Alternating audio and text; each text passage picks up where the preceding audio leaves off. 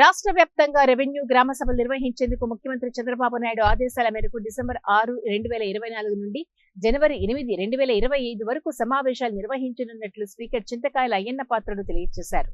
గ్రామ స్థాయిలో భూమి తగాదాలు, రీసర్వే అవకతవకలను పరిష్కరించడమే ఈ కార్యక్రమం ముఖ్య ఉద్దేశమన్నారు.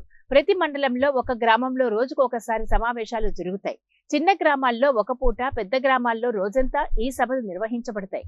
తహసీల్దార్, రెవెన్యూ ఇన్స్పెక్టర్, గ్రామ విఆర్ఓ, మండల సర్వేయర్ వంటి అధికారులు సమావేశాల్లో పాల్గొంటారు. అవసరమైతే ఇతర శాఖల అధికారులను కూడా పిలుస్తారు.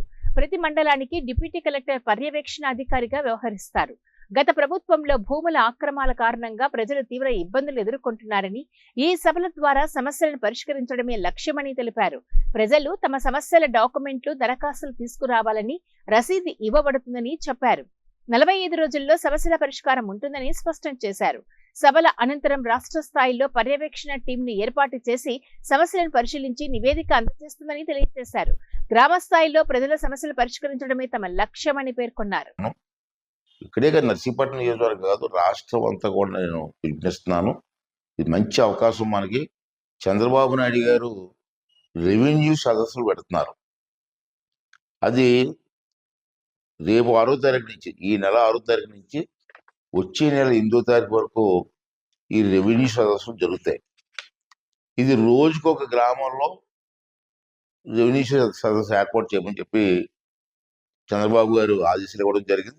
దాని ప్రకారం కలెక్టర్ గారు, ఆర్డీఓలు, తహసీల్దారులు ప్రతి గ్రామంలో కూడా రోజుకొక గ్రామమే, ఆ గ్రామంలో ఈ సదస్సు ఏర్పాటు చేస్తారు. ఈ సదస్సు తాలూకు ముఖ్య ఉద్దేశం ఏంటంటే, గత గవర్నమెంట్లో భూములు ఆక్రమించుకున్నారు, గవర్నమెంట్ భూములు ఆక్రమించుకున్నారు, చెరువులు ఆక్రమించుకున్నారు, దేవాదాయ శాఖ భూములు ఆక్రమించుకున్నారు. తర్వాత మీ భూములు కూడా మీకు తెలియకుండా కంప్యూటర్లో మార్చేశారు. మీకు తెలియదు ఆ విషయం. మీ భూములు మీ పేర్లు ఉన్నప్పటికీ కూడా కంప్యూటర్లో, ఆన్లైన్లో మార్చేశారు.